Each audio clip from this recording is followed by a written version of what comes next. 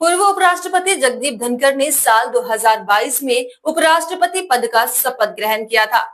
इस हिसाब से उन्हें 2027 तक इस पद पर बने रहना था, लेकिन 21 जुलाई को मानसून सत्र की शुरुआत के साथ ही दिन में राज्यसभा के सभापति के तौर पर धनखड़ ने कार्यभार देखा और रात को अपने सोशल मीडिया पर सेहत का हवाला देते हुए इस्तीफा दे दिया था। अब 9 सितंबर को भारत के 15वें उपराष्ट्रपति के लिए चुनाव होंगे। पक्ष और विपक्ष दोनों ने इस चुनाव के लिए अपनी तैयारियां पूरी कर ली है। 9 सितंबर को ही इस चुनाव के नतीजे भी शाम तक घोषित कर दिए जाएंगे। इस चुनाव में कौन बाजी मारेगा, नंबर गेम्स क्या कहते हैं, आइए आपको बताते हैं। इस वीडियो में विश्लेषकों की क्या राय है।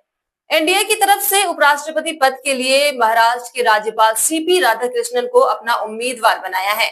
वहीं इंडिया गठबंधन ने तेलंगाना के रहने वाले पूर्व चीफ जस्टिस सुदर्शन रेड्डी को अपना उम्मीदवार बनाया है। अब इस चुनाव में चुनावी विश्लेषक तरह तरह से दोनों ही उम्मीदवारों के लिए आंकड़ों के मुताबिक अपने अपने अनुमान लगा रहे हैं। वैसे तो हर किसी को इस बार के उपराष्ट्रपति चुनाव के परिणाम का इंतजार है, लेकिन आंकड़े क्या कहते हैं इसके बारे में हम आपको बताते हैं। एनडीए की ओर से उपराष्ट्रपति के लिए महाराष्ट्र के राज्यपाल सीपी राधाकृष्णन को अपना उम्मीदवार बनाया गया और वहीं जैसा हमने बताया कि तेलंगाना के रहने वाले पूर्व चीफ जस्टिस सुदर्शन रेड्डी को इंडिया गठबंधन अपना उम्मीदवार बना चुकी है। वो चुनावी मैदान में है। अब इस चुनाव में चुनावी विश्लेषक तरह तरह से दोनों ही उम्मीदवारों के लिए आंकड़ों के मुताबिक अपना अपना अनुमान लगा रहे हैं। वैसे तो हर किसी को इस बार के उपराष्ट्रपति चुनाव के परिणाम का इंतजार है, लेकिन आंकड़े जो बता रहे हैं, आइए समझाने की कोशिश करते हैं।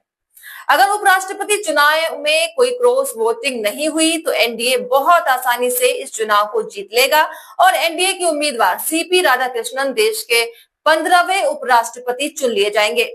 ऐसा हम नहीं कहते, ये आंकड़े बता रहे हैं। सदन में मौजूद कुल वोटों की संख्या यानी 781 में से एनडीए के पास 427 सांसद हैं। आपको बता दें कि संसद के दोनों सदन यानी राज्यसभा और इसके अलावा लोकसभा दोनों ही सदन के सांसद इसमें वोटिंग का अधिकार रखते हैं।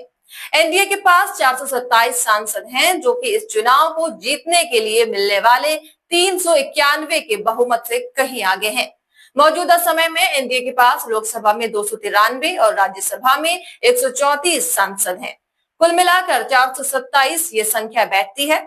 अगर वही हम विपक्षी इंडिया गठबंधन की बात करें तो लोकसभा में 249 और राज्यसभा में 105, 354 सांसद है, जो कि 391 के आंकड़ों से काफी कम है। यानी कि अगर ये गणित देखें, अगर कागजों को देखें और क्रॉस वोटिंग नहीं होती है तो शाम तक जब नतीजे उपराष्ट्रपति के वोटों की गिनती आएंगे तो ये कहा जा सकता है कि एनडीए की तरफ से उम्मीदवार को ही उपराष्ट्रपति के तौर पर नई जिम्मेदारी मिलने वाली है। वैसे तो ये चुनाव और इस चुनाव में किसी तरह की वेब जारी नहीं हो सकती पार्टी की तरफ से। इसका मतलब ये है कि वेब जारी करके वो ये नहीं कह सकते कि अपनी पार्टी के सांसदों को अपनी पार्टी की लाइन पर वोट करना है। इसमें क्रॉस वोटिंग की भी गुंजाइश है और क्रॉस वोटिंग भी हो सकती है। गुप्त मतदान होता है, इसलिए ये भी नहीं पता चल पाएगा कि किस पक्ष से किसी अपने खेमे से दूसरे पक्ष को वोट दिया है। लेकिन नजर सभी की शाम तक आने वाले नतीजे पर रहेगी। फिलहाल इस वीडियो में इतना ही। देखते रहें कैनी न्यूज।